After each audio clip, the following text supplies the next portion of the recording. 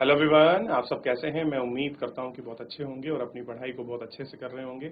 मैं Akash Kumar वडाना ICT virtual classroom में आपका बहुत बहुत स्वागत करता हूं मेरे प्यारे बच्चों। जैसा आपको पता है मेरे प्यारे बच्चों, बेसिकली हमारी आपका जो है आपका 9th क्लास है और 9th क्लास में हम लोग देख रहे हैं आपका इकोनॉमिक्स और उसी में हमारा चैप्टर नंबर 3 आज आपका प्रारंभ होने वाला है। चैप्टर नंबर 2 हमने संसाधन के रूप में लोगों को हम लोग आपका देख चुके हैं और उस पर बात भी कर चुके हैं। ठीक है, इससे आगे बढ़ेंगे हम आपका चैप्टर में।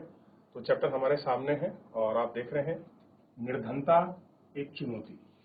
तो थर्ड नंबर चैप्टर है पॉवर्टी, यानी निर्धनता गरीबी क्या है और गरीबी के साथ विद चैलेंज है। कैसा है?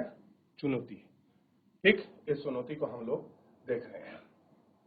इस अध्याय में निर्धनता के विषय में चर्चा की गई है, जो स्वतंत्र भारत के सम्मुख एक सर्वाधिक जटिल चुनौती है। कैसी है? उसके सम्मुख सर्वाधिक एक कैसी जटिल चुनौती। उदाहरण के द्वारा बहुआयामी समस्या की चर्चा करने के पश्चात यह अभ्यास सामाजिक विद्वान निर्धनता के प्रति दृष्टिकोण में भी चर्चा करता है। भारत तथा विश्व के निर्धनता प्रवृत्तियों को निर्धारण रेखा की अवधारणा के माध्यम से समझा गया है। निर्धनता के कारणों और सरकार द्वारा किए गए निर्धनता निवारण के उपाय में चर्चा की गई है। निर्धनता की आधिकारिक अवधारणा को मानव निर्धनता विस्तृत करके अध्ययन का समापन किया गया है। क्या चीज है? उसका यह अध्ययन, उसका यह समापन जो है आपका किया गया है कि निर्धनता है क्या, कैसे हम इसको समाप्त कर सकते हैं, क्या इसकी चुनौतियां हैं, कैसे कुछ है, इसके विषय में बात की गई है। आइए सबसे पहले चैप्टर का हम लोग अपना परिचय प्रारंभ करते हैं और परिचय में हम आपका निर्धनता जो टॉपिक है उसको पढ़ते हैं। आप दैनिक जीवन में हम अनेक ऐसे संपर्क में आते हैं जिनके बारे में हम सोचते हैं। वे निर्धन हैं, वे गांव के भूमिहीन श्रमिक हो सकते हैं, ठीक है, और शहरों की भीड़ भारी झुग्गियों में रहने वाले भी हो सकते हैं। वे निर्माण स्थलों के दैनिक वेतन भाविक आपके श्रमिक हो सकते हैं और ढाबों के में काम करने वाले भी हो सकते हैं। कैसे हो सकते हैं? ढाबों में काम करने वाले बाल श्रमिक भी हो सकते हैं। वे चिथड़ों में बच्चे उठाए भिखारी हो सकते हैं। हम अपने चारों ओर निर्धनता देखते हैं। वास्तव में देश का हर 5वां व्यक्ति निर्धन है। इसका अर्थ यह है कि वर्ष 2011-12 में भारत मोटे तौर पर 270 मिलियन यानी कि 270 करोड़ निर्धनता में जीते हैं। इसका अर्थ है कि विश्व में भारत में सबसे अधिक निर्धनता का संकेंद्रण है। यह चुनौतियों की गंभीरता को दर्शाता है। क्या करता है कि हमारे यहाँ कितने निर्धन है, हमने 2011-12 का डाटा देखा, क्योंकि जनगणना वो नहीं है, उसके बाद पूरा क्लियर हो जाएगा। तो 270 मिलियन यानी कि 27 करोड़ बिलियन, सॉरी, कितने हैं? 227 करोड़। मिलियन मतलब लाख, बिलियन मतलब करोड़। ठीक है, ध्यान रहेगा। तो इतने करोड़ लोग आपका निर्धनता की रेखा की लाइन ऑफ पॉवर्टी में है। ये हमको बड़ा स्पष्ट रूप से दिखाई देगा। क्लियर है? ये हमको दिख रहा है।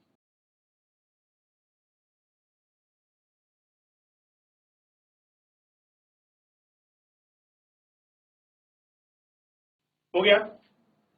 आगे देखिए, देखिए अब कह रहे हैं एक इसमें निर्धनता को हम बाद में देखें, मतलब ये जो आपकी कहानी है इसको देखें। अब देखिए निर्धन लोग कैसे काम करते हैं। वो कहीं आपका लेबर करते हैं, कहीं वो करते हैं, कहीं वो इस तरीके से बच्चे खिलाते हैं, चाय। ये कहानी है एक व्यक्ति की, जिस तरह से वो काम करता है।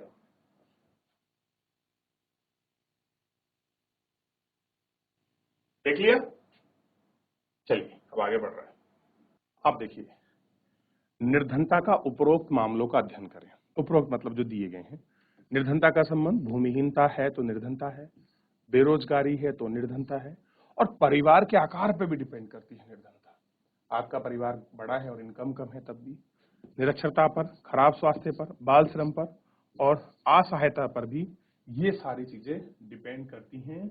ये सारी चीजें निर्भर करती हैं कि कैसा कुछ असशक्त होगा और कैसा कुछ ये चीजें होंगी। ठीक, इसको हम लोग आपका देखेंगे। ठीक, लखा सिंह की कहानी को भी हम लोग पढ़ेंगे। तो निर्धनता ये कुछ ऐसे चीजें हैं जिनसे निर्धनता क्या होती है आपकी बढ़ती है, और बाल श्रम भी निर्धनता का ही रूप है। या बढ़ती है, कह सकते हैं फैक्टर है, या वो कारक है, या वो जानने के तरीके हैं। जिसे हम कह सकते हैं निर्धनता इस चीज में डिपेंड करती है। ठीक है, अब चलिए पहले हम एक एग्जांपल पढ़ लेते हैं, फिर उसके बाद आपको ज्यादा अच्छा समझ आएगा। पहले हम शहरी निर्धनता को देखते हैं कि शहर में निर्धनता की परिभाषा क्या रखी गई है। 33 वर्षीय रामशरण झारखंड के रांची के निकट गेहूं की आटा मिल में एक दैनिक श्रमिक, एक व्यक्ति है, उसका नाम है रामशरण, और वो रांची कुछ जगह है, झारखंड छत्तीसगढ़ की कैपिटल है। वहां पर एक कोई आटा मिल फैक्ट्री है, उसमें वो दैनिक यानी कि पर डे के ऊपर काम करने के ऊपर काम करता है। और जब उसे रोजगार मिलता है तो वह एक महीने में लगभग 15,000 रुपए कमा लेता है। ये 6 सदस्यों के परिवार को चलाने के लिए पर्याप्त नहीं है। उसकी पत्नी 6 माह और 12 वर्ष तक की आयु के 4 बच्चे शामिल हैं। कितने हैं उसमें? 6 माह से लेके 12 वर्ष तक के उसके बच्चे शामिल हैं। ये एज ग्रुप है उसका। और कितने का परिवार है उसका टोटल? ये उसका 6 सदस्यों का परिवार है। एक वो खुद हो गया, एक उसकी वाइफ होगी, उसके बच्चे और उसकी माँ भी होगी। अब देखिए, तो रामगढ़ के समीप अपने बूढ़े माँ बाप के लिए पैसा भेजता है। अपने क्या करता है? बूढ़े माँ बाप के लिए पैसा, यानी कि 2 वो खुद, 2 उनके बच्चे और 2 उसके माँ बाप, ये कुल मिलाकर 6 के लिए पैसा भेजता है। उसे भूमिहीन श्रमिक अपने जीवन निर्वाह के लिए रामशरण और हजीराबाद में रह रहे उसके भाई पर निर्भर करता है। रामशरण शहर के भारी क्षेत्र में स्थित भीड़ में बस्ती किराए के कमरे पे मकान में रहते हैं। वो कहाँ रहता है रामशरण? बाकी एक बस्ती है, उसमें रेंटेड रूप में रहता है। और यह ईंटों और मिट्टी के खपड़ों से बनी हुई एक काम चलाऊ झोपड़ी है। पत्नी संता देवी कुछ घरों में आंशिक रूप से नौकरी कर कर काम करती है। 8,000 रुपए काम लेती है। वे दिन में 2 बार दाल और चावल का अल्प भोजन जुटा पाती है।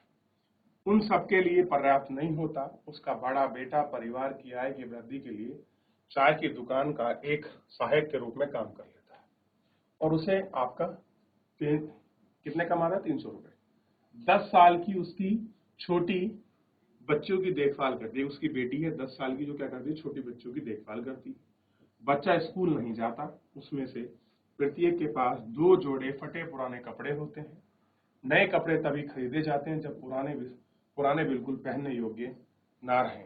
जूता पहनना विलासिता है।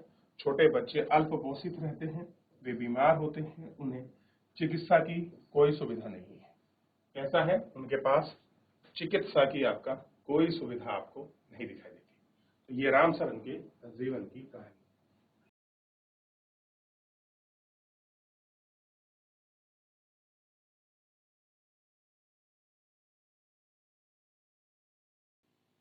चलिए आगे बढ़े। देख लिया, हो गया। बात कर रहे हैं निर्धनता की। निर्धनता को देखिए। निर्धनता। लखा सिंह उत्तर प्रदेश के मेरठ के पास एक गांव का रहने वाला है।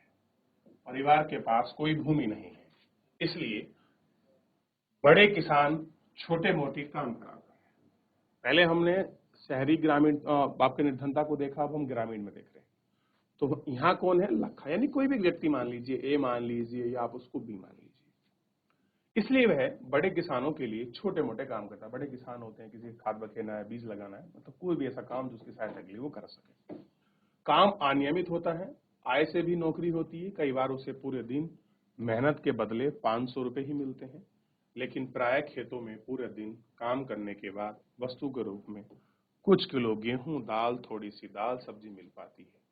8 सदस्यों का परिवार हमेशा 2 वक्त का भोजन नहीं जुटा पाता। लखा सिंह गांव के बाहर एक झोपड़ी में रहता है। परिवार की महिला पूरे दिन खेतों में चारा काटने और गेहूं से जलने वाली लकड़ी बीनने में गुजार देती है। उसके पिता, जो तपेदी के मरीज थे, चिकित्सा के अभाव में 2 वर्ष पूर्व मृत्यु हो गई थी। अब बीमारी से ग्रस्त हैं और उसका जीवन भी धीरे धीरे क्षण हो रहा है। गांव में एक प्राथमिक विद्यालय है। खड़ा लख, लखा भी वहां नहीं गया।